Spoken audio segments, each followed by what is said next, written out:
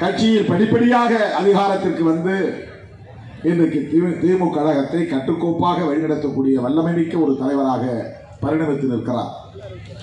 அவர் தொலைநோக்கு பார்வையோடு 5 ஆண்டுகளுக்கு முன்பே கட்டி எழுப்பிய ஒரு கூட்டணி தான் நாம் இடம்பெற்றிருக்கிற கூட்டணி, மதசார்பற்ற முற்போக்கு கூட்டணி. தேர்தல் நேரத்தில் திடீரென்று உருவான சந்தர்ப்பவாத கூட்டணி அல்ல. பாரதிய ஜனதா இங்கே காலூன்ற துடிக்கிறது. மோடி, அமித்ஷா தலைமையிலான மதவாத கட்சி தமிழ்நாட்டையும் பாண்டிச்சேரியையும் ஒரே நேரத்தில் குறிவைத்திருக்கிறது.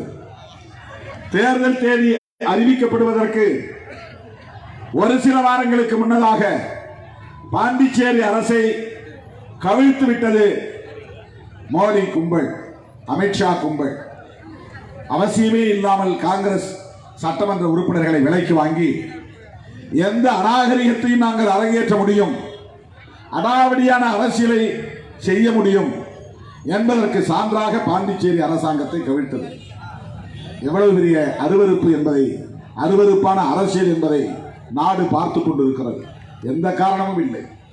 கிரண்பேடியை வைத்து 5 ஆண்டு காலம் நாராயணசாமி அவர்களை ஆட்சி செய்ய விடாமல் தடுத்தார்கள். கட்சியின் முன்னணி பொறுப்பாளர்களை விலைக்கு வாங்கி ஆட்சியை கவிழ்த்தார்கள். அடுத்து பாண்டிச்சேரியில என்ஆர் காங்கிரஸ் மூலம், அதிமுக மூலம் நாங்கள் ஆட்சியை கைப்பற்றுவோம் என்று கொக்கரித்துக் கொண்டிருக்கிறார்கள். அவர்கள் தமிழ்நாட்டையும் குறிவைத்திருக்கிறார்கள்.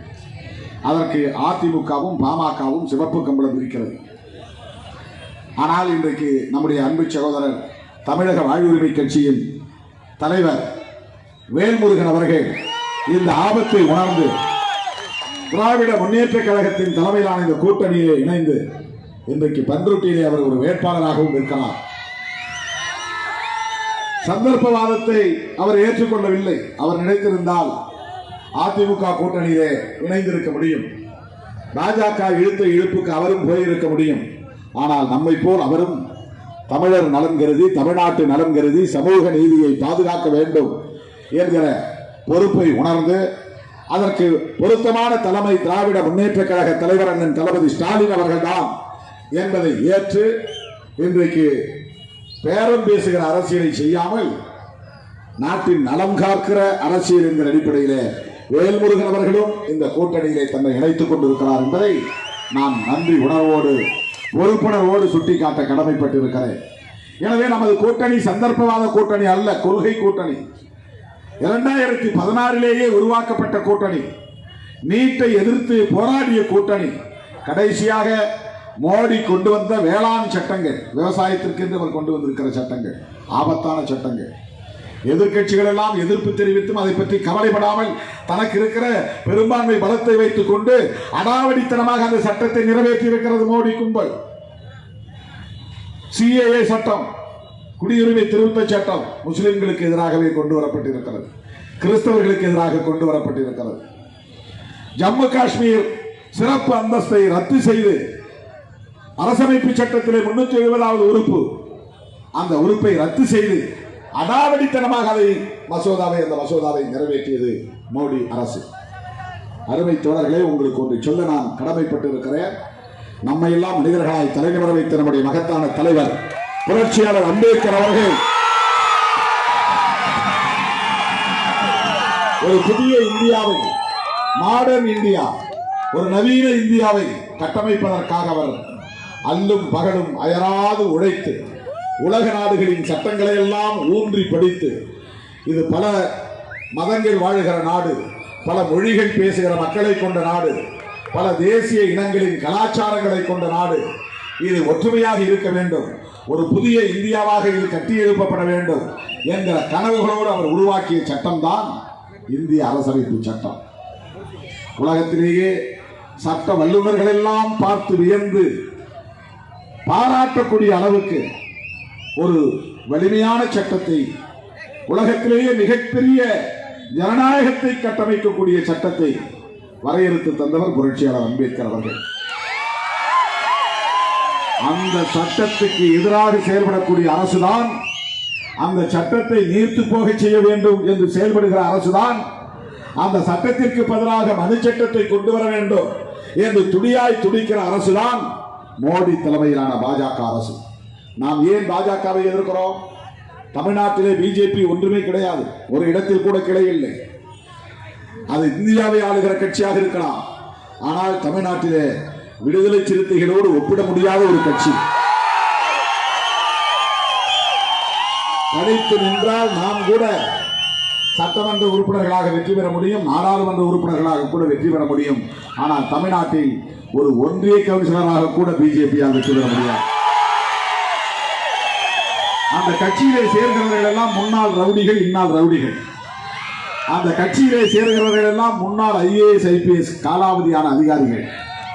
அந்த கட்சியிலே சேர்கிறவர்கள் எல்லாம் முன்னாள் இந்நாள் காலாவதியான நடிகர் நடிகைகள் தான். பாருங்க, அது எல்லாமே ரிட்டையர்டு கேஸ் தான். ரிட்டையர்டு IPS, ரிட்டையர்டு IAS, இல்லைன்னா ரிட்டையர்டு ஆக்டர், ரிட்டையர்டு ஆக்ட்ரஸ். நம்முடைய அக்கா குஷ்பு உட்பட சினிமாவுடைய காலாவதி ஆகிவிட்டது. இனிமேல் அந்த மார்க்கெட் கிடையாது, யாரும் நடிக்க கூப்பிட மாட்டார்கள். ஆகவே காலாவதியானவர்களின் கூடாரம் தான் பாஜக. யாரோ ஒரு IPS அதிகாரி வந்திருக்காங்க, யாரோ ஒரு IAS அதிகாரி, எல்லாம் அங்கே வந்து ரிட்டையர்டு, இல்லைன்னா VRS கொடுத்துட்டு வராங்க, ஒன்றும் பண்ண முடியல. எல்லாம் காலாவதியானவர்களின் கூடாரம் தான். பாண்டிச்சேரியிலும் சரி, தமிழ்நாட்டிலும் சரி, காவல்துறையினரால் தேடப்படக்கூடிய மிக மோசமான குற்றவாளிகளை அந்த கட்சி வெளிப்படையாக சேர்த்துக் கொள்கிறது. ஆனால் நம்மளை பார்த்து அவன் குற்றவாளின்றான். என் கூட இருக்கிற ரவிக்குமார் PhD முடித்தவர், என் கூட இருக்கக்கூடிய பலர் அதிகாரிகளாகவும் ஆசிரியர்களாகவும் மெத்த படித்தவர்களாகவும் மார்க்சியம் கற்றவர்களாகவும் அம்பேத்கரியத்தை உணர்ந்தவர்களாகவும் பெரியாரியத்தை பேசக்கூடியவர்களாகவும் தமிழ் தேசிய சிந்தனையாளர்களாகவும் சமூக நீதி பாதுகாவலர்களாகவும் இருக்கிறார்கள். விடுதலை சிறுத்தைகளோடு இருக்கக்கூடிய தோழர்களுடன் பிஜேபியில் இருப்பவர்கள் யாரும் வாதாடி ஜெயிக்க முடியாது. விவாதம் நடத்த அவர்கள் தயங்குவார்கள், வேணா வன்முறையை பேசுவார்கள், வெறுப்பு அரசியலை பேசுவார்கள், நமக்கு எதிரான அவதூறுகளை பரப்புவார்கள். ஆகவே பிஜேபியை நாம் ஏன் எதிர்க்கிறோம் என்று சொன்னால், இந்திய அரசமைப்பு சட்டத்தையே தூக்கி எறிய வேண்டும் என்று நினைக்கக்கூடியவர்கள் தான் பிஜேபி சார்ந்தவர்கள். அவர்கள் நினைத்து நீங்கள் நெஞ்சிலே நிறுத்த வேண்டும். மிகவும் ஆபத்தான ஒரு கட்சி, மிகவும் ஆபத்தான ஒரு கட்சி. யார் கூட்டணி வைக்கிறார்களோ அந்த கூட்டணி கட்சிகளையே சிதைப்பார்கள். பீகாரிலே நிதிஷ்குமார் கட்சியை ஒன்றுமில்லாமல் ஆக்கிவிட்டார்கள். பீகாரிலே ராம்விலாஸ் பாஸ்வான் கட்சியை இன்றைக்கு சட்டமன்றத்தில் ஒருவர் கூட வெற்றி பெற முடியாத அளவுக்கு அவர்களை நிதிஷ்குமாருக்கு எதிராக போட்டியிட வைத்து அதையும் காலி செய்து விட்டார்கள். கூட்டணி கட்சிகளையே சிதைக்கக்கூடிய ஒரு அநாகரிகத்தை அரங்கேற்றக்கூடியவர்கள் தான் பாரதிய ஜனதா கட்சி. நான் சொல்லுகிறேன், எழுதி வைத்துக் கொள்ளுங்கள். தேர்தலுக்கு பிறகு அதிமுகவும் இருக்காது, பாமகவும் கரைந்து போக வாய்ப்பு இருக்கிறது. எதிரே நிற்கக்கூடிய கட்சியை விட கூட இருக்கிற கட்சிக்கு குழி தோண்டுகிற வேலைதான் பாஜகவின் நாகரிகம். அவர்களின் அரசியலே அதுதான், அப்படித்தான் செய்வார்கள். அருணாச்சல பிரதேசம் என்று கருதுகிறேன், ஒரு கூட்டணி கட்சியை சார்ந்த சட்டமன்ற உறுப்பினர்களை தலைவரை தவிர அவ்வளவு பேரை விலைக்கு வாங்கிவிட்டார்கள். கூட்டணியில் இருக்கக்கூடிய உறுப்பினர்களையே விலைக்கு வாங்கி பிஜேபி சேர்த்துக் கொண்டார்கள். இந்த தொகுதியில் நீங்கள் இரட்டை இலைக்கு ஓட்டு போட்டால் அது பிஜேபிக்கு ஓட்டு போட்டதாகத்தான் பொருள். நீங்கள் அதிமுகவுக்கு வாக்களித்தால் பாஜகவுக்கு வாக்களிப்பதாகத்தான் பொருள். நீங்கள் எடப்பாடி பழனிசாமி முதலமைச்சராக வேண்டும் என்று ஆசைப்பட்டால் மோடியை முதலமைச்சராக்குகிறீர்கள் என்றுதான் பொருள். OPS-ஐ மறுபடியும் துணை முதலமைச்சராக்க வேண்டும் என்று நீங்கள் விரும்பினால் அமித்ஷாவை மீண்டும் நீங்கள் துணை முதலமைச்சராக்க போகிறீர்கள் என்றுதான் பொருள். அதிமுக ஜெயலலிதா அம்மையார் காலத்தில் இருந்த அதிமுக அல்ல, இது எடப்பாடி காலத்து அதிமுக. மோடியிடம் அடமானம் வைத்து விட்டார்கள், அதிமுகவையும் அடமானம் வைத்து விட்டார்கள், தமிழ்நாட்டையும் அடமானம் வைத்து விட்டார்கள். இந்த கட்சி இருந்தால் என்ன, இல்லாவிட்டால் என்ன, தன்னுடைய பதவி பாதுகாத்தால் போதும், சொத்தை பாதுகாத்தால் போதும் என்கிற நிலைக்கு எடப்பாடியும் அவருடைய சகாக்களும் இன்றைக்கு தள்ளப்பட்டு இருக்கிறார்கள். நான் சொல்லுகிறேன், ஆச்சரியப்படுவதற்கு இல்லை. தேர்தலுக்கு பிறகு எடப்பாடி பழனிசாமி அவர்களே பிஜேபியில் சேர்ந்தாலும் ஆச்சரியப்படுவதற்கு இல்லை. எடப்பாடியும் OPS-ம் பிஜேபியில் சேர்ந்தால் கூட ஆச்சரியப்படுவதற்கு இல்லை. அப்படி ஒரு நிலையை இங்கே தமிழ்நாட்டில் ஏற்படுத்துவதற்கு பிஜேபி நினைக்கிறது. தமிழ்நாட்டிலே அவர்களுக்கு வலிமை இல்லை என்றாலும் கூட நாம் ஏன் பிஜேபியை எதிராக பார்க்கிறோம் என்றால், அவர்கள் அதிமுக முகமூடியை போட்டுக்கொண்டு பாமக முகமூடியை போட்டுக்கொண்டு தமிழ்நாட்டிலே வளர்ந்துவிட வேண்டும் என்று கருதுகிறார்கள். அதற்கு பாட்டாளி மக்கள் கட்சியும் அதிமுகவும் அடித்தளம் அமைத்து தருகிறது. அவர்கள் தமிழ்நாட்டுக்கு தமிழ்நாட்டு மக்களுக்கு மிகப்பெரிய துரோகத்தை இழைத்திருக்கிறார்கள். பிஜேபியை வளர்த்து விடுவதற்கு வழிவகை செய்ததன் மூலம் தமிழ்நாட்டு மக்களுக்கு மிகப்பெரிய துரோகம். எதையாவது பாரதிய ஜனதா கட்சி தமிழ்நாட்டு மக்களுக்கு ஆதரவாக செய்திருக்கிறார்களா? நீட் தேர்வை ரத்து செய்ய வேண்டும் என்று எடப்பாடி தீர்மானம் நிறைவேற்றினாரே, பாரதிய ஜனதா அதை ஏற்றுக்கொண்டதா? 7 தமிழர்களை விடுதலை செய்ய வேண்டும் என்று நாம் எல்லோரும் குரல் கொடுக்கிறோம், போராடுகிறோம். நம்முடைய அழுத்தத்தை ஏற்றுக்கொண்ட எடப்பாடி அரசு அவர்களை விடுதலை செய்யலாம் என்று தீர்மானம் நிறைவேற்றி அனுப்பி வைத்தது ஆளுநருக்கு. ஆளுநர் ஒப்புதல் தந்தாரா? தமிழ்நாட்டு ஆளுநர் பன்வாரிலால் புரோஹித் ஏன் ஒப்புதல் தரவில்லை? மோடி ஒப்புதல் தரவில்லை, அமித்ஷா ஒப்புதல் தரவில்லை. அதனால் பன்வாரிலால் கையொப்பமிடவில்லை. 7 தமிழர்களை விடுதலை செய்ய அவர்கள் விரும்பவில்லை. ஐநா மனித உரிமை கவுன்சில் ஜெனீவாவில் இருக்கிறது, ஐரோப்பா கண்டத்திலே ஜெனீவாவில் இருக்கிறது. அங்கே விவாதம் ஈழத்தமிழர் பிரச்சனை குறித்து பல நாடுகள் ஒன்று சேர்ந்து ஐநாவில் ராஜபக்சேவை சர்வதேச குற்றவாளி கூண்டில் நிறுத்த வேண்டும். ராஜபக்சே ஆட்சி காலத்தில் தமிழினம் படுகொலை செய்யப்பட்டது, அதை விட முடியாது, விசாரணை நடத்தியாக வேண்டும், சர்வதேச குற்றப்புலனாய்வு விசாரணை நடத்தியாக வேண்டும் என்று ஒரு தீர்மானத்தை முன்மொழியும் போது எடப்பாடி தமிழ்நாட்டு மக்களின் மீது அக்கறை உள்ளவராக இருந்தால், ஈழத்தமிழர்களின் மீது அக்கறை உள்ளவராக இருந்தால் அந்த தீர்மானத்தை ஆதரித்தல்லவா ஓட்டு போட்டிருக்க வேண்டும். இந்தியா தமிழ்நாட்டை ஒரு அங்கமாக கொண்டிருக்கிற ஒரு தேசம். கிட்டத்தட்ட 7 கோடி தமிழர்களை கொண்ட தமிழ்நாடு இந்தியாவில் ஒரு அங்கமாக இருக்கிறது. நம்முடைய உணர்வுகளை மதிக்கக்கூடியவராக இருந்திருந்தால் மோடி என்ன செய்திருக்க வேண்டும்? தமிழ்நாட்டு மக்களின் உணர்வுகளை பிரதிபலிக்கக்கூடிய வகையிலே ஐநா மனித உரிமை கவுன்சிலில் ராஜபக்சேவுக்கு எதிராக கொண்டு வரப்பட்ட தீர்மானத்திற்கு ஆதரவாக ஓட்டு போட்டு இருக்க வேண்டும். 22 நாடுகள், உலகத்தில் உள்ள 22 நாடுகள் அந்த தீர்மானத்திற்கு ஆதரவாக, ராஜபக்சேவுக்கு எதிராக, தமிழர்களுக்கு ஆதரவாக வாக்களித்திருக்கிறார்கள். ஆனால் இந்த துரோக கும்பல் பாஜக அரசு நாங்கள் வெளிநடப்பு செய்கிறோம் என்று வெளிநடப்பு செய்திருக்கிறோம். அப்படி என்றால் என்ன பொருள்? அந்த தீர்மானத்தை நாங்கள் ஆதரிக்க மாட்டோம், அதுதான் அதற்கு பொருள். ஆதரித்து வாக்களிக்க மாட்டோம். தமிழர்கள் நலன்கள் எங்களுக்கு முக்கியமில்லை, ராஜபக்சேவை காப்பாற்றுவதுதான் முக்கியம். ஈழத்தில் இருக்கிற தமிழர்கள் இந்துக்கள் இல்லையா?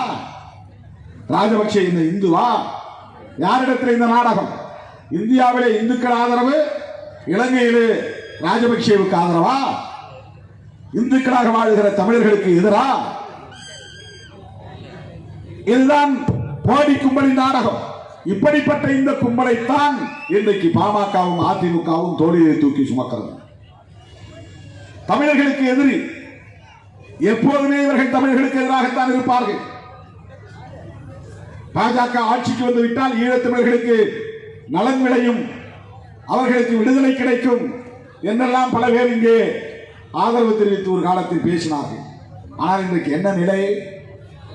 ஈழத்தமிழர் விடுதலையாக இருந்தாலும் இன்றைக்கு ஐநா மனித உரிமை கவுன்சிலில் ராஜபக்சேவுக்கு எதிரான தீர்மானத்தை ஆதரிப்பதாக இருந்தாலும் நமக்கு எதிராகத்தான் செயல்படுகிறார்கள். எப்போதுமே தமிழர்களுக்கு எதிரான நிலைப்பாட்டை கொண்ட ஒரு கட்சி தான் பாரதிய ஜனதா கட்சி. மறைமுகமாக இந்தியை திணிக்கிறார்கள், சமஸ்கிருதத்தை திணிக்கிறார்கள். தமிழ்நாட்டு இளைஞர்களுக்கு வேலை வாய்ப்பு இல்லை. வட இந்திய பகுதிகளில் இருந்து வேலை வாய்ப்பு தேர்வு மூலம் நாங்கள் அமர்த்துகிறோம் என்ற பெயரில் நெய்வேலியில் கூட 99% பேர் வட இந்திய மாநிலங்களை சார்ந்தவர்களை, பொறியாளர்களை தேர்வு செய்திருக்கிறார்கள். தமிழ்நாட்டிலிருந்து 1-2 பேர் கூட இல்லை. ரயில்வே துறையில் தமிழர்களுக்கு வேலை வாய்ப்பு இல்லை, அஞ்சல் துறையில் தமிழர்களுக்கு வேலை வாய்ப்பு இல்லை, வங்கிகளில் தமிழர்களுக்கு வேலை வாய்ப்பு இல்லை.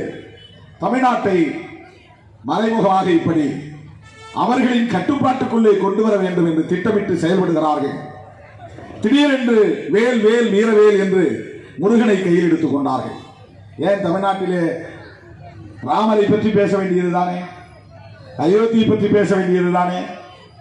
தமிழர்கள் முருகனை வழிபடக்கூடிய நம்பிக்கை உள்ளவர்கள் என்பதால் முருகனை துணைக்கு அழைக்கிறார்கள். எங்கள் முருகன் எங்களுக்கு ஆதரவாக இருப்பானா? தமிழ் தெரியாத உங்களுக்கு ஆதரவாக இருப்பானா? முருகன் தமிழ் கடவுள், எங்கள் கடவுள், தமிழர்கள் வணங்குகிற கடவுள். அந்த முருகனை இன்றைக்கு இவர்கள் கையில் எடுத்துக்கொண்டு அரசியல் செய்கிறார்கள். ஆனால் தமிழர்களுக்கு வேலை வாய்ப்பு வேண்டும் என்று அவர்கள் போராடுவார்களா? என்எல்சியிலே தமிழர்களுக்கு வேலை வாய்ப்பு இல்லை என்று பிஜேபி காரன் போராட்டம் நடத்துவாரா? ரயில்வே துறையில் தமிழர்களுக்கு வேலை வாய்ப்பு தர வேண்டும் என்று போராட்டம் நடத்துவார்களா? தமிழ் மொழி வாழ வேண்டும், இந்தியை திணிக்க கூடாது என்று பிஜேபி, தமிழ்நாட்டு பிஜேபி போராட்டம் நடத்துமா? ஔவையார் பாடலை எழுதி இந்தியிலே எழுதி படித்துவிட்டால் நீங்கள் தமிழர்களை நேசிக்கிறீர்கள் என்று நாங்கள் ஏமாந்து விடுவோமா? பாரதியார் பாடலை இந்தியிலே எழுதி படித்துவிட்டால் நீங்கள் தமிழர்களை நேசிக்கிறீர்கள், தமிழ்நாட்டு மக்களின் மீது அக்கறை கொண்டுள்ளீர்கள் என்று ஏமாந்து விடுவோமா? ஐயன் திருவள்ளுவரின் திருக்குறளை வேறு படிக்கிறார் இந்தியை எழுதி வைத்து. யாரை ஏமாற்ற? அவர்கள் ட்விட்டர் பக்கங்களில் தமிழே ட்வீட் செய்கிறார், பதிவு போடுகிறார், தமிழ்நாட்டுக்காரர்களை வைத்துக் கொண்டு. இதெல்லாம் நம்ம ஏமாற்றுகிற வேலை. கச்சத்தீவை மீட்டுக் கொடுக்க வேண்டியதுதானே? தமிழர்களின் மீது அக்கறை இருந்தால். தமிழ்நாட்டை சார்ந்த மீனவர்கள் 20 பேரை இன்றைக்கு சிங்கள இனவெறி அரசு கைது செய்திருக்கிறது. அவர்களை மீட்பதற்கு என்ன நடவடிக்கை? அவர்கள் மீது அண்மையிலே துப்பாக்கிச் சூடு நடத்தியது. அவர்களை கண்டித்திருக்கிறதா மோடி அரசு? யாரை ஏமாற்ற திருக்குறளை பேசுகிறீர்கள்? யாரை ஏமாற்ற கனியன் பூங்குன்றனுடைய பொன்மொழி யாதும் ஊரே யாவரும் கேளு மோடி நாடகம் ஆடுகிறார். மதவெறியை தூண்டுவதும் சாதி வெறியை தூண்டுவதும் தான் பிஜேபியின் அடிப்படை அரசியல் என்பதை புரிந்து கொள்ள வேண்டும் தோழர்களே. நமக்கிடையிலே சாதிய வேறுபாடுகள் இருக்கலாம், நமக்கிடையிலே மத வேறுபாடுகள் இருக்கலாம். ஆனால் பெரியார் பக்குவப்படுத்திய மண், பேரறிஞர் அண்ணா செழுமைப்படுத்திய மண், தலைவர் கலைஞர் கட்டி காப்பாற்றிய தமிழர் பூமி. இங்கே மதவெறி அடிப்படையில் இதுவரையில் மோதல் நிகழவில்லை. சாதி அடிப்படையில் மோதல் நிகழ்ந்தாலும் முஸ்லிம்களுக்கு எதிராக, கிறிஸ்தவர்களுக்கு எதிராக வன்முறை வெறியாட்டம் வெடித்ததில்லை. ஆனால் பிஜேபியினுடைய அரசியலே முஸ்லிம்களுக்கு எதிராகவும், கிறிஸ்தவர்களுக்கு எதிராகவும்,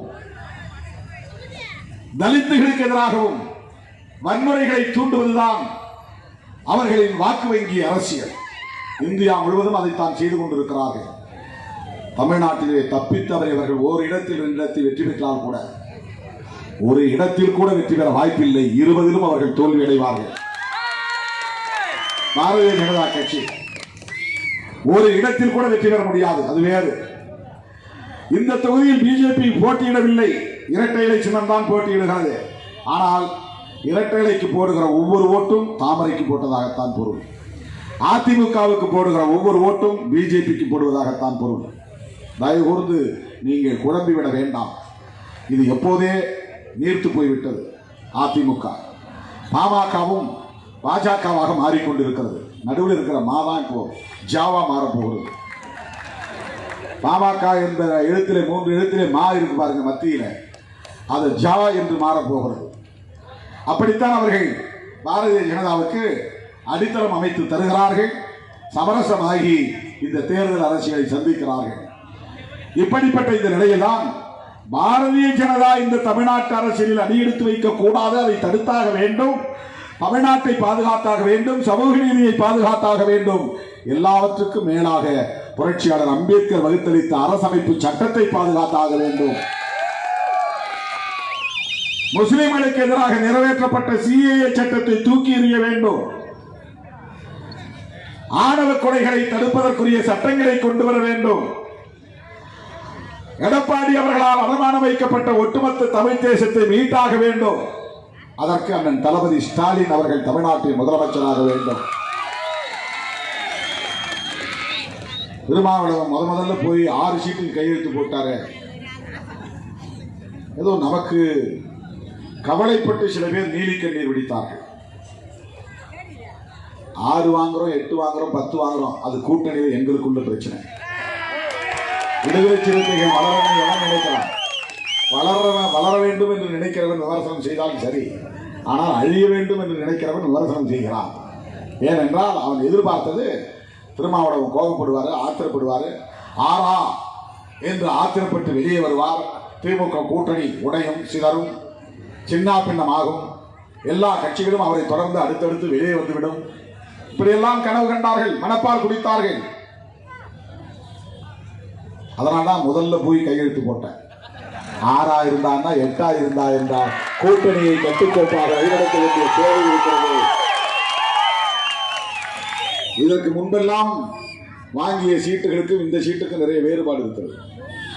அதிமுக கூட்டணியில பாமக வாங்கியிருக்கிற 23 சீட்டும் திமுக கூட்டணியில விடுதலை சிறுத்தையில் வாங்கியிருக்கிற 6 சமம்.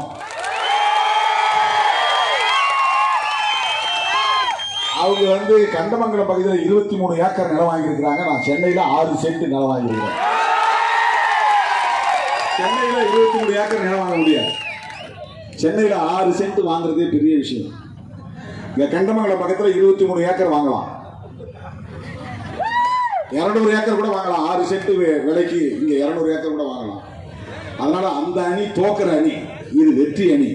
திமுக கூட்டணி 6க்கு 6 100க்கு 100 நாம் வெற்றி பெறுவோம். அதனால அந்த 2 3ஐயும் சேர்த்து பெருக்குனா ஒரு 6 தான். ஒரு 2 3 6 நாம் சமமான எண்ணிக்கையில் தான் இந்த களத்தில் நிற்கிறோம். சமமான வலிமையோடு தான் இந்த களத்தில் நிற்கிறோம். ஏன் இதை சொல்லுகிறேன் என்று சொன்னால், திருமாவளவன் ஏமாந்து விடவில்லை. கொள்கை அடிப்படையில் உறுதியாக நிற்கிறான். எடுத்த முடிவில் உறுதியாக நிற்கிறான். இங்கே பிஜேபி வரக்கூடாது, அதிமுக மீண்டும் தப்பித்தவரை ஆட்சிக்கு வந்து விடக்கூடாது, பிறகு தமிழ்நாட்டை யாராலும் காப்பாற்ற முடியாது. அவ்வளவுதான். தமிழ்நாட்டு அரசியலே திசை மாறி போகும். பிஜேபி மட்டும் இங்கே வலிமை பெற்று விட்டால் உத்தரப்பிரதேசத்தை போல தமிழ்நாடு மாறிவிடும், பீகாரை போல தமிழ்நாடு மாறிவிடும். இங்கே சமூக நீதி பேசுவதற்கு ஆள் இல்லாமல் போய்விடுவார்கள். அடுத்த தலைமுறையே பாழாகிவிடும். சாதி வெறியும் மதவெறியும் தான் தூண்டப்படும். எந்த நேரமும் சிறுபான்மை மக்களுக்கு எதிரான வன்முறை வெறியாட்டங்கள் கட்டவிழ்த்து விடப்படும். ஒரு நாளும் அடிப்படை பிரச்சனைகள் பற்றி பேசியதில்லை, குடிநீர் பிரச்சனையை பேசியதில்லை, பெண்களுக்கான பாதுகாப்பு பிரச்சனை பற்றி பேசியதில்லை, தலித் மக்களுக்கு எதிரான வன்கொடுமைகளை எதிர்த்து பேசியதில்லை, சமூக நீதியை பாதுகாக்க வேண்டும் என்று குரல் கொடுத்ததில்லை, மனைப்பட்டா இல்லாதவர்களுக்கு மனைப்பட்டா கொடுங்கள் என்று அவன் போராடியதில்லை, முதியோர்களுக்கு பென்ஷன் வழங்க வேண்டும் என்று அவன் போராடியதில்லை, மக்களுடைய அடிப்படை பிரச்சனைகளை பற்றி அவன் எந்த காலத்திலும் பேசியதில்லை. நீ இந்து, இவன் முஸ்லீம், அவன் கிறிஸ்டியன், இதைத்தான் பேசும் பிஜேபி. நீங்க பாருங்க, இந்தியா முழுக்க பிஜேபி ஒரே அரசியல் மதவெறி அரசியல் தான். நாங்கள் தான் இந்துக்கள், நாங்களும் தான் இந்துக்கள். திமுகவோட 90% பேர் இந்துக்கள் தான் இருக்கிறார்கள். கம்யூனிஸ்ட் கட்சியில 90% பேர் இந்துக்கள் தான் இருக்கிறார்கள். விடுதலை சிறுத்தைகள் கட்சியிலும் 90% பேர் இந்துக்கள் தான் இருக்கிறார்கள். இவங்க தான் ஏதோ இந்துக்களுக்கு ஆபத் பாந்தானவர்கள் என்பதை போல, பாதுகாவலர்கள் போல ஒரு தோற்றத்தை உருவாக்குகிறார்கள். இந்துக்களின் முதல் எதிரியே பிஜேபி தான். மதவெறியை தூண்டிவிட்டு அப்பாவி இந்துக்களை முஸ்லிம்களுக்கு எதிராக, கிறிஸ்தவர்களுக்கு எதிராக தூண்டிவிட்டு வன்முறையிலே ஈடுபட வைத்து அவர்களுக்கு பாதிப்பை ஏற்படுத்தக்கூடிய ஒரே கட்சி இந்திய அளவில் பிஜேபி மட்டும்தான்.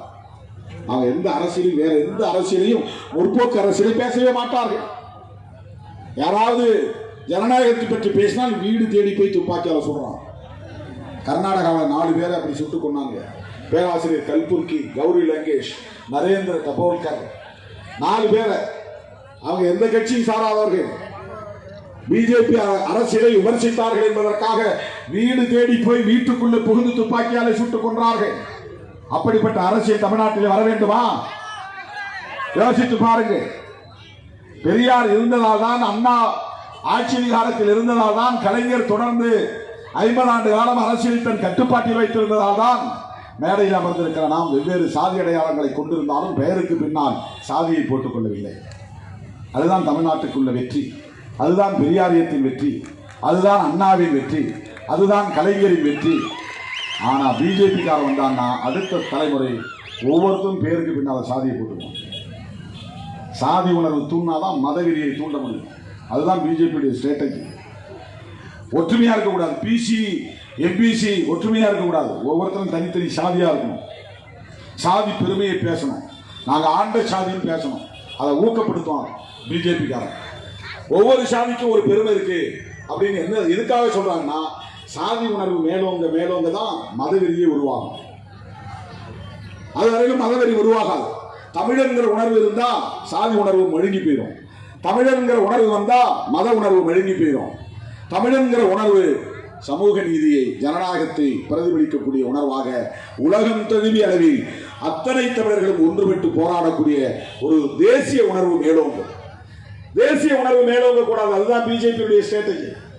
இவன் தமிழ, அவன் கேரளா, மலையாளி, அவன் கன்னட, அவன் குஜராத்தி அப்படின்னு பிரிஞ்சு போனா இவன் இந்தியா முழுக்க ஆள முடியாது. ஏன்னா இவனுக்கு ஒரு தேசிய இனமே கிடையாது. பிராமணர்கள் எந்த தேசிய இனமும் கிடையாது. பிராமணர்களுக்கு சேவை செய்யக்கூடிய எடுபடிகள் தான் மோடி, அமித்ஷாவும். அவங்க பார்ப்பனர்கள் கிடையாது. ஆனா பார்ப்பனர்களுக்கு வேலை செய்யக்கூடிய பியூன்கள், பியூன் தெரியும் அவங்களுக்கு, பியூன் எடுபடி வேலை செய்யக்கூடிய சேவகர்கள். அப்படித்தான் அந்த சமூகத்திற்கு இவர்கள் வேலை செய்து கொண்டிருக்கிறார்கள். கொச்சைப்படுத்தவில்லை அந்த பதவியை, அந்த பொறுப்பை. எந்த அதிகாரமும் இல்லாமல், எந்த உரிமையும் கோராமல் அப்படியே கொத்தடிமை போல வேலை செய்யக்கூடிய ஒரு சக்திகளாகத்தான் மோடி, அமித்ஷா என்கிற பார்ப்பனர் அல்லாத சமூகத்தை சார்ந்தவர்கள் முன்னேறிய சமூகத்திற்கு இடஒதுக்கீடு கொடுக்க சட்டம் கொண்டு வருகிறார்கள். எக்கனாமிக்கலி வீக்கர் செக்ஷன் அம்பேத்கர் விவாதித்து, பண்டிட் ஜவஹர்லால் நேரு விவாதித்து, அன்றைக்கு உள்துறை அமைச்சராக இருந்த சர்தார் பட்டேல் போன்றவர்கள் எல்லாம் விவாதித்து, பொருளாதார அடிப்படையில் இடஒதுக்கீடு கூடாது, ஏழையா இருந்தாலும் கூட சமூக அடிப்படையில் தான் இடஒதுக்கீடு கொடுக்க வேண்டும். ஒரு ஏழை பிராமணனுக்கு கூட ஐயா வாங்கன்னு கும்பிடுறான், அவன் கருவறைக்குள்ள நுழைய முடியும். அவனுக்கு அந்த அந்தஸ்து இருக்குது. ஏழை பிராமணன் கூட கருவறைக்குள்ள நுழைய முடியும். இந்த நாட்டினுடைய மன்னாதி மன்னனாக இருந்தாலும், ராஜராஜ சோழனாக இருந்தாலும் கருவறைக்கு வெளியே தான் நிற்க முடியும். மகாராணி கூட உள்ள நுழைய முடியாது. இந்த நாட்டுடைய மன்னனா வந்திருக்கிறேன் அப்படின்னு கோயில் கருவறைக்குள்ள நுழைய முடியுமா? நுழைய முடியாது. அவன் 4 வகை படைகளை கொண்டிருந்தாலும், மன்னாதி மன்னனாக இருந்தாலும், வீராதி வீரனாக இருந்தாலும், வால் வேல் போன்ற ஆயுதங்களை தரித்து வந்தாலும் அவன் கோயிலுக்கு முன்னால் போய் நின்னா கருவறைக்குள்ள பார்ப்பனர் தான் போக முடியும், வெளியே தான் நிற்க முடியும். அதுதான் இந்த சனாதனம் என்பது. மன்னர்களையே வெளியே நிறுத்திய ஒரு அரசியல் தான் சனாதன அரசியல். அப்படிப்பட்ட அந்த சமூகத்திற்கு சேவை செய்யக்கூடிய, ஏவல் செய்யக்கூடிய ஒரு இடத்தில் தான் மோடியும் அமித்ஷாவும் இருக்கிறார்கள் என்பதை மறந்துவிடக் கூடாது. அதற்காகத்தான் அவர்கள் சாதி பெருமைகளை பேசி மதவெறியை வளர்க்கிறார்கள். ஓபிசி என்று இந்தியா முழுவதும் எடுத்துக்கொண்டால் 60-70% பேர் ஒற்றுமையாக இருந்தால் அவர்கள் வலிமை மிக்கவர்களாக ஆகிவிடுவார்கள். ஓபிசி இருக்கக்கூடாது, தனித்தனி சாதியார், நீ வன்னியராயிரு, நீ ரெட்டியாராயிரு, நீ செட்டியாராயிரு, ஆனா இந்துங்கிற உணர்வோடு நீ ஒன்னாயிராத, நீ எம்பிசின்னு ஒன்னாயிராத, நீ தனியா அதுக்குள்ள உனக்கு என்னென்ன இடஒதுக்கீடு வேணுமோ கேட்டு வாங்கிக்கோ. நீ தனியா போ, நீ தனியா போ, உனக்கு 1% வாங்கிக்கோ, உனக்கு 2% வாங்கிக்கோ, உனக்கு 7% வாங்கிக்கோ. நீ ஒன்னா சேர்ந்து 20% நாங்கள் எம்பிசி ஒன்னா இருக்காங்க. இதுதான் பிஜேபி ஸ்ட்ராட்டஜி. ஓபிசி இந்தியா முழுவதும் 60-70% பேர் மக்கள் இருக்கிறார்கள். ஓபிசி ஒற்றுமையை சிதைப்பதுதான் பிஜேபியுடைய அஜெண்டா. ஷெட்யூல் காஸ்ட் இந்தியா முழுவதும் 30% பேர், அவன் 22% தான் கொடுக்கிறான்.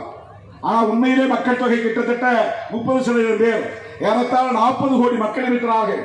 இந்தியா முழுவதும் தலித்துகள் ஒன்று சேர்ந்தால் இந்தியாவின் நிரந்தர பிரதமரே ஒரு தலித்து தான் இருக்க முடியும், வேற யாரும் வர முடியும்.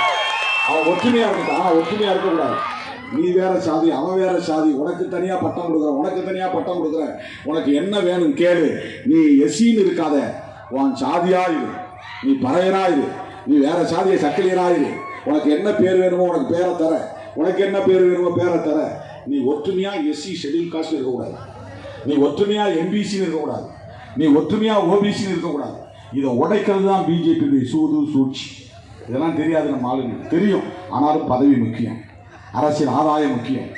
எனக்கு 6% ஓட்டு இருக்குது, அதனால எனக்கு 600 கோடி பணம் வேணும், 60 சீட்டு வேணும். அப்படி சமூகத்தை அடமான வைக்கக்கூடியவர்களின் கைகளில் அரசியல் போய் சிக்கி கிடக்கிறது. எந்த நிபந்தனையும் இல்லாமல் 5 ஆண்டுகளுக்கு முன்பே கூட்டணியில் சேர்ந்த கட்சி விடுதலை சிறுத்தைகள் கட்சி. எந்த நிபந்தனையும் கிடையாது. 5 வருஷத்துக்கு பிறகுதான் தேர்தல் வரும். 2016 திமுக கூட்டணியில் காங்கிரஸ், விடுதலை சிறுத்தைகள், இடதுசாரிகள், இஸ்லாமிய கட்சிகள், மதிமுக எல்லாம் ஒன்னா சேரணும். இதுக்கு இந்த சனாதன சக்திகள் தமிழ்நாட்டில் அடியெடுத்து வைத்து விடக்கூடாது, வலிமை பெற்று விடக்கூடாது, தடுத்தாக வேண்டும். அதற்குரிய வலிமை திராவிட முன்னேற்ற கழகத்துக்கு தான் இருக்கிறது. அதன் தலைவர் அண்ணன் தளபதி ஸ்டாலின் அவர்களுக்கு இருக்கிறது. கலைஞருக்கு பிறகு திமுக இருக்காதுன்னு நினைச்சாங்க. ஸ்டாலின் அவர்கள் அப்படியெல்லாம் வலிமையானவர் இல்லை என்று கணக்கு போட்டார்கள். ஆனால் தாய் 8 அடி பாய்ந்தால் குட்டி 16 அடி பாயும் என்று பழமொழி. இன்றைக்கு நவீன தொழில்நுட்பத்திற்கு ஏற்ப கட்சியை தகவமைத்துக் கொண்டு உலகமே வியந்து பார்க்கக்கூடிய அளவுக்கு திமுகவை கட்டுக்கோப்பாக வழிநடத்தி செல்லுகிறார் தளபதி ஸ்டாலின். அது மட்டும் இல்லாமல் வலிமையான கட்சிகளாக இருக்கக்கூடிய 10க்கும் மேற்பட்ட கட்சிகளை ஒருங்கிணைத்து சுமூகமாக பேச்சுவார்த்தை நடத்தி இந்த கூட்டணியையும் வழிநடத்தி செல்கிறார். ஆற்றல் வாய்ந்த ஒரு தலைமையாக அண்ணன் தளபதி இன்றைக்கு நிமிர்ந்து இருக்கிறார். திமுகவை அவர்களால் வீழ்த்த முடியாது. அதனால் அதிமுகவை அழித்து 2வது இடத்திற்கு வர வேண்டும் என்பதுதான் பிஜேபியின் திட்டம். அதிமுக தொண்டர்களுக்கு நான் தெரிவித்துக் கொள்கிறேன், உங்களை வைத்து எடப்பாடி ஓ பன்னீர்செல்வம் போன்றவர்கள் பிழைப்பு நடத்த முடியுமே தவிர அதிமுகவை அவர்களால் காப்பாற்ற முடியாது. நீங்கள் ஜெயலலிதா காலத்தில் இருந்ததை போல இரட்டை இலை சின்னத்திற்கு நன்றி விசுவாசத்தோடு வாக்களிப்பீர்களே, ஆனால் அது மோடிக்கும் அமித்ஷாவுக்கும் வலிமை சேர்க்க பயன்படுமே தவிர ஜெயலலிதா அம்மாவுடைய கனவை நனவாக்காது. ஒன்றை மட்டும் சொல்லி நான் நிறைவு செய்கிறேன். 2019 ஜெயலலிதா அம்மையார் பேசினார், எனக்கு நன்றாக நினைவிருக்கிறது. இன்றைக்கும் யூடியூப் சேனலில் நீங்கள் பார்க்கலாம்.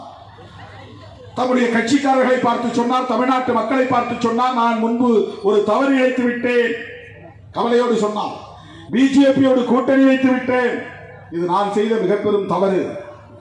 அந்த தவறுக்கு பரிகாரம் செய்வதற்காக நானே பிஜேபி ஆட்சியை கவிழ்த்தேன். சொன்னது யார்? ஜெயலலிதா அம்மையார். அப்படி சொன்னதோடு நிற்காமல் இன்னொன்றையும் சொன்னார், இனி எந்த காலத்திலும் பாரதிய ஜனதாவோடு அதிமுகவுக்கு தொடர்பு இருக்காது, எந்த தொடர்பையும் வைத்துக் கொள்ள மாட்டோம். 2019 சொன்னார், ஜெயலலிதா அம்மையார் சொன்னாங்க. ஆனால் அந்த அம்மா மறைந்து ஒரு சில மாதங்களிலேயே ஆட்சியை பாதுகாப்பதற்காக, அதிகாரத்தை தக்க வைப்பதற்காக, தம்முடைய சுகதுக்கங்களை, தம்முடைய சொத்து சுகங்களை பாதுகாப்பதற்காக பாரதிய ஜனதாவோடு கூட்டணி வைத்துக் கொண்டு குழம்பிக் கொண்டிருக்கிறது எடப்பாடி ஓபிஎஸ் தலைமையிலான அணி. கலைஞர் இறந்ததும் திமுக பொதுக்குழு கூடி அண்ணன் ஸ்டாலின் அவர்கள்தான் தலைவர் என்று தீர்மானித்து அந்த அதிகாரத்தில் அமர வைத்திருக்கிறார்கள். ஜெயலலிதா அம்மா இறந்த பிறகு அதிமுகவுக்கு தலைவரை உருவாக்க முடிந்ததா? பொதுச் செயலாளரை உருவாக்க முடிந்ததா? எடப்பாடி துணை ஒருங்கிணைப்பாளர், ஓபிஎஸ் ஒருங்கிணைப்பாளர். 5 வருடங்களாக ஒருங்கிணைப்பாளர், இணை ஒருங்கிணைப்பாளர் தான் இருக்க முடிந்ததை தவிர அந்த கட்சிக்கு அவர்களால் ஒரு பொதுச் செயலாளரை தேர்ந்தெடுக்க முடியவில்லை. எப்படி அவர்கள் அதிமுகவை காப்பாற்றுவார்கள்? எக்கேடு கெட்டால் என்ன, அதிமுக அழிந்தால் என்ன, நம்முடைய சொத்து பாதுகாக்கப்பட்டால் போதும், பதவி பாதுகாக்கப்பட்டால் போதும் என்கிற நிலையே அவர்கள் இருக்கிறார்கள். ஆகவே வானூர் தொகுதிக்கு மட்டும் நான் சொல்லவில்லை, தமிழ்நாடு முழுக்க நான் சொல்லுகிறேன். பிஜேபிக்கு தமிழ்நாட்டிலே 3 சின்னங்கள், ஒன்று தாமரை, இன்னொன்று இரட்டை இலை, 3வது மாம்பழம். பிஜேபியுடைய சின்னங்கள். நீங்க பாமக சின்னம் நினைக்காதீங்க, மாம்பழம் அது பிஜேபியுடைய சின்னம்.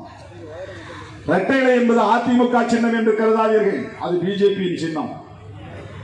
ஆகவே நீங்கள் இரட்டை இலைக்கு ஓட்டு போட்டாலும் மாம்பழத்துக்கு ஓட்டு போட்டாலும் மோடிக்கு வலிமை சேர்ப்பதாகத்தான் அமையும். தமிழ்நாட்டை பிறகு யாராலும் காப்பாற்ற முடியாது, சமூக நீதியை காப்பாற்ற முடியாது, சமூக நல்லிணக்கத்தை காப்பாற்ற முடியாது. எல்லாவற்றுக்கும் மேலாக புரட்சியாளர் அம்பேத்கர் வகுத்தளித்த அரசமைப்பு சட்டத்தை பாதுகாக்க முடியாது. எனவே இந்திய அரசமைப்பு சட்டத்தை பாதுகாக்க வேண்டுமானால், சமூக நீதியை பாதுகாக்க வேண்டுமானால், இந்துக்கள், முஸ்லிம்கள், கிறிஸ்தவர்கள் ஒற்றுமையாக இந்த மண்ணில் வாழக்கூடிய வகையில் சமூக நல்லிணக்கத்தை பாதுகாக்க வேண்டுமானால் அண்ணன்